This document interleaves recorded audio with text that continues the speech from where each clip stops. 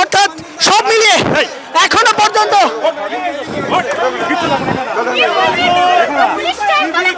Civic ড্রেসে police, এরা কি পুলিশ না তৃণমূল? হয়তো তৃণমূল, যেগুলো এমনি ড্রেসের পুলিশ, এগুলো আসলে তৃণমূল।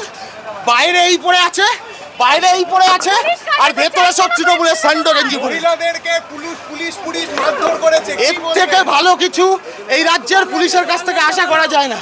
এই রাজ্যের পুলিশ এরকমই, এই রাজ্যের পুলিশের ব্যবহার এরকমই। রাজ্যের শিক্ষামন্ত্রী আপনারা কি